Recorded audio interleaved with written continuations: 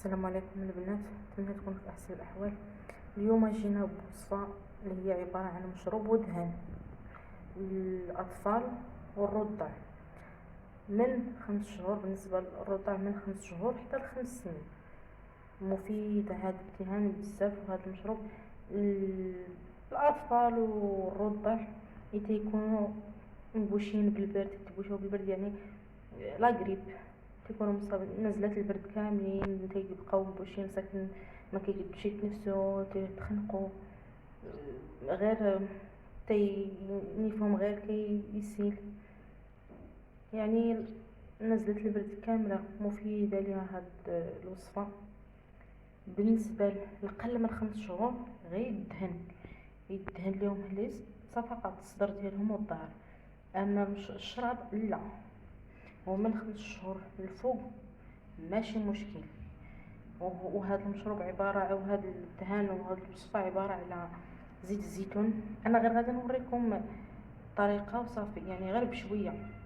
اما انا راه كندير بكونتيتي كتيرة وكنخليها فيما نحتاجها، ولا كنعود نجبدها نسخنها ونخدم بها.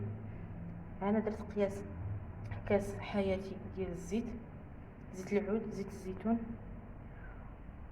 وعندي هنايا معلقه صغيره ديال الزعتر، ومعلقه صغيره ديال الخزامه، وتومه. درت ديال التومه قطعتهم على هذا الشكل.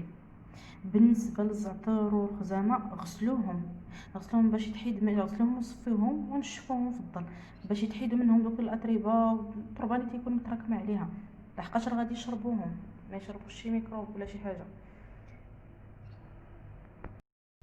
دابا غادي نجي داك الزيت ندير فيه هاد العشوب كامله، الزعتر والثوم والخزامه، وغادي نديرو على نار مهيله. انا غادي نقص عليها ها هو، وغادي نخليه. هو انا دابا رديته فوق النار، غادي نخليه يسخن ويغلى شويه حتى نشوف هاد الثومه ولات حمراء، يعني كتحمر. تما غادي نعرف بلي صافي الوصفه راه مزيانه ونطفي على الزيت. دابا راه مازال، دابا راه يلاه درتها، ها هي يلاه غادي تتغلي، تجيب ديك الكشكوشه اللي كتشوفوا. ايوا غادي نخليها هكا على نار مهيله حتى تحمر ليا ديك الثومه ونطفي عليها. ها الثومه كي كتشوفوا انا دابا غادي نطفي عليها، ها هي الثومه ديالي تحمرت صافي. هذا هو القياس اللي بغيت، غادي نطفي عليها. ها نتوما شوفوا، شفتوا القسيك ما طفيت عليها ونزلتها فوق العافيه. ها هي دابا راه غادي يطلع فيها التحمير هذيك الثومه، يعني ما عمرك تسناو توصل لهاد الدرجه وهي فوق النار. تحيدوها، تشوفوها بدات تدهن، تحيدوها وتخليوها هكا تكمل تحمر. هنا شنو تيبين لكم في ديك القياس؟ كيبين لكم بلي الزيت راه تلقوا فيها هاد المكونات، وفي نفس الوقت ما تحرقاتش لينا، يعني صالحه. ملي هادي كيتكحال بزاف راه صافي فسدات لنا الزيت، يعني ما صلحاش للشرب وتحرقت، ما خصهاش تحرق لنا الزيت. تما راه صافي كتقلب على عكسها، كتولي مسمومه.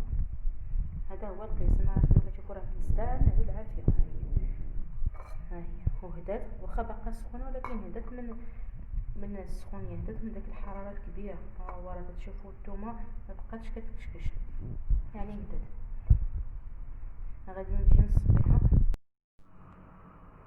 ناخدو شبيكه ونبدا نصفيها.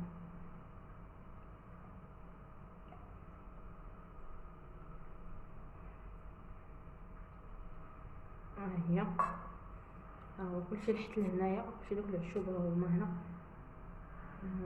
انا غادي نزيد نبرك عليهم بمعلقه باش ديك العصاره تخرج مزيان ديال ديك الاعشاب تعصر.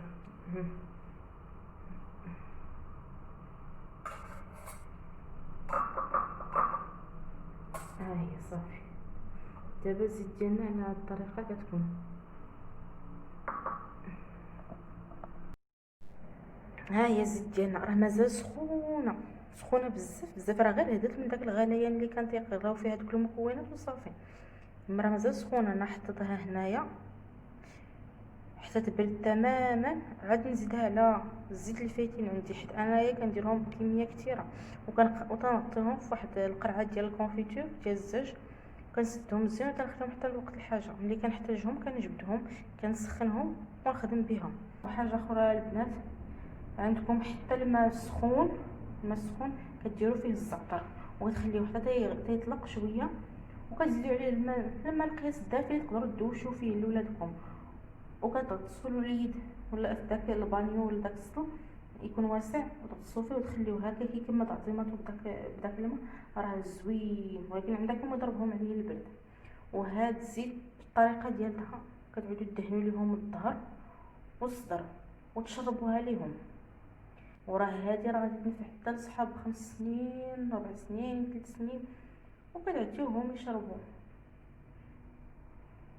ولا عجبكم الفيديو ديروا لايك واشتراك. في امان الله.